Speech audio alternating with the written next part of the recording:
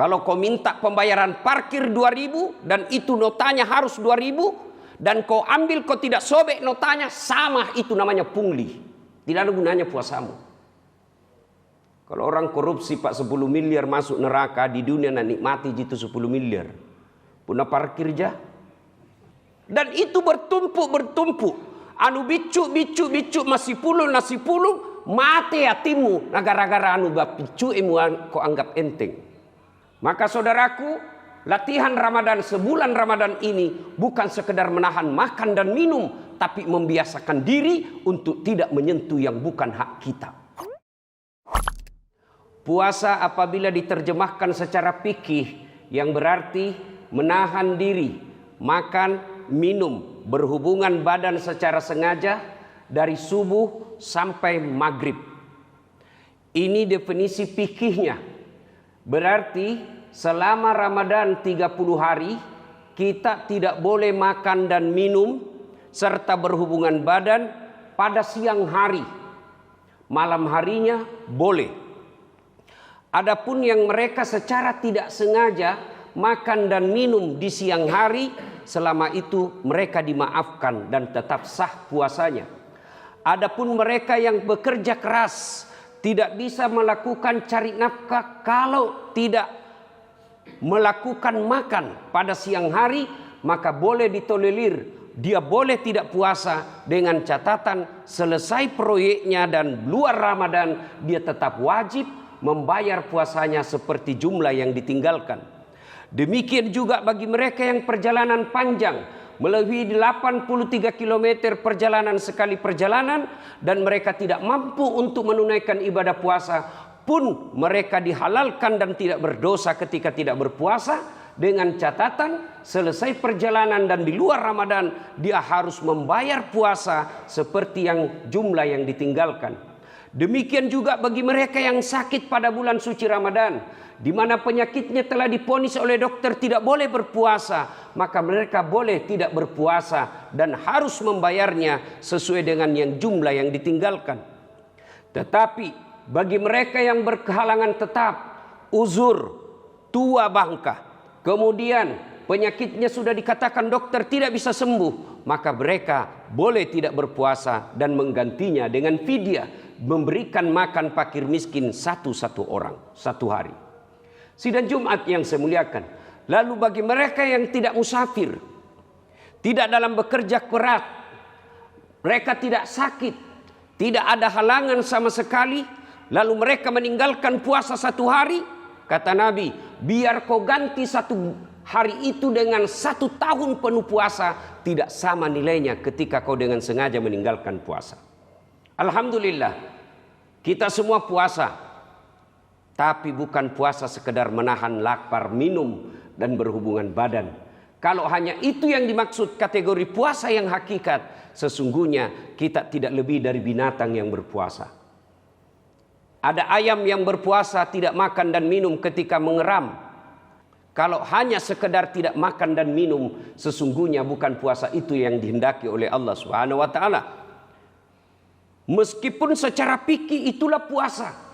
Kalau tidak makan, tidak minum, tidak berhubungan badan dalam Ramadan dan dia lakukan lillahi ta'ala, sudah gugur kewajibannya.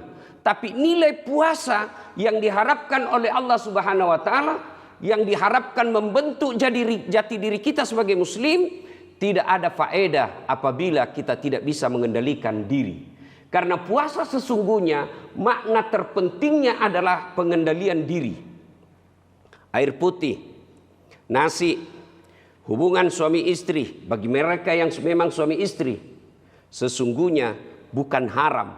Halal, air putih tetap halal, nasi tetap halal, istri tetap halal, tapi dikendalikan. Kapan? Sudah pi maghrib. Itu artinya bahwa orang yang berpuasa, jangankan yang haram, yang halal saja dia mampu tahan dirinya. Bapak mau lihat faedah hasil dari puasa Bapak selama Ramadan ini, bukan sekarang, karena Bapak pasti tidak akan berani makan di siang hari. Mau lihat hasilnya puasa tak nanti bulan 11 yang akan datang ketika pilkada. Kalau Bapak mampu menolak serangan fajar, itu aslinya berhasil puasamu, tidak seperti pemilu yang lalu. Tapi kalau serangan fajar kau tidak mampu tolak, sesungguhnya puasamu, kata Al-Nabi, tidak mendapat apa-apa kecuali lapar dan dahaga. Anda berdagang, kalau ada di sini kasir, toko-toko kecil, toko-toko supermarket, Indomaret, Alfamaret dan sejenisnya, ada uangnya pembeli 100 rupiah lalu kau ganti dengan permen, dan dia tidak ikhlas, sesungguhnya tidak ada gunanya puasamu karena kau ambil uangnya orang. Meskipun 100 perak. Kan dia bilang sama nilainya. Apa betul itu gula-gula sama dengan 100 rupiah? Mau kau dikumpulkan itu gula-gula? Cukup 1 bungkus bayar pakai minyak goreng? Tentu tidak. Maka orang yang tidak menggalikan haknya orang, sama hukumnya kau makan uang haram. Begitu juga tukang parkir. Kalau kau minta pembayaran parkir 2.000 dan itu notanya harus 2.000 dan kau ambil, kau tidak sobek notanya, sama itu namanya pungli. Tidak ada gunanya puasamu. Kalau orang korupsi Pak 10 miliar masuk neraka, di dunia nak nikmati jitu 10 miliar. Punah parkir jah. Dan itu bertumpuk. Anu bicu masih puluh mati hatimu nah gara-gara anu bapicu kau anggap enteng. Maka saudaraku, latihan Ramadan sebulan Ramadan ini bukan sekedar menahan makan dan minum, tapi membiasakan diri untuk tidak menyentuh yang bukan hak kita. Karena orang berpuasa, air minum itu halal Pak, tapi tahan pura pijuk magharibi.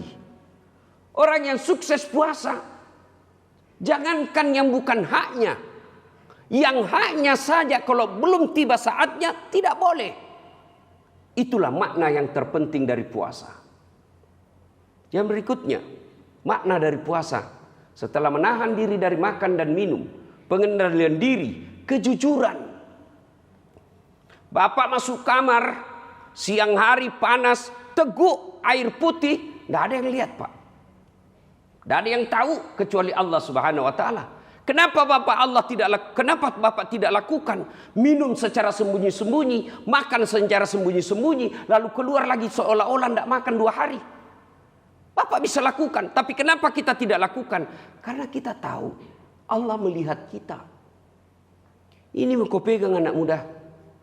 Kalau ini kau pegang, insya Allah selamat kau dengan hubungan perzinahan. Barangkali kau bisa terhindar dari CCTV di tempat redup-redup di rumah kosmu.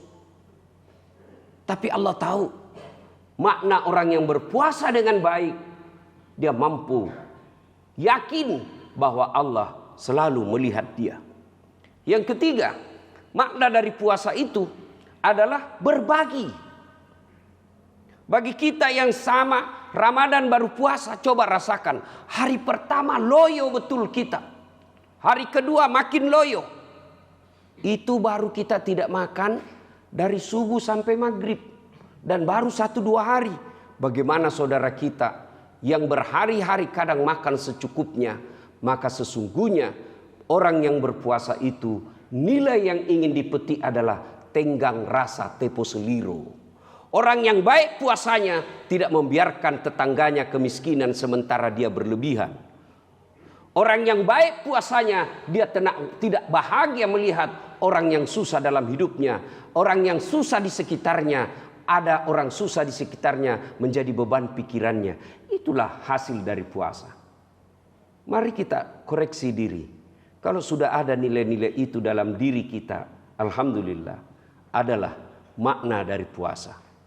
Dan sesungguhnya yang keempat, makna puasa yang kita hadirkan ini adalah menghapuskan dosa dan kesalahan atas yang kita lakukan selama ini. Bapak punya dosa dan kesalahan selama ini, melakukan maksiat kepada Allah Subhanahu wa taala, masuk Ramadan dengan berpuasa lillahi taala. Rasulullah sallallahu alaihi wasallam memberikan informasi, man shama ramadana imanan wa ihtisaban ghufira lahu ma taqaddama min zambihi. Nigi nasa mapuasangi ramalang semata-mata nasa tepat lori puange ya dampanget dosana pura laloe mamua mangujui. Allah mengampuni dosanya orang yang berpuasa lillahi ta'ala. Dia tahan diri puasanya dengan sebaik-baik rukun-rukun puasa. Allah ampuni dosanya yang telah lalu dan yang akan datang. Sehingga masuk 1 Syawal, Idul Fitri, kita rayakan kemenangan kita dengan makna kembali menjadi suci. Semoga ada manfaat, lebih dan kurangnya mohon dimaafkan. Barakallahu li wa lakum wa izzazil mu'minin innahu huwal ghafurur rahim.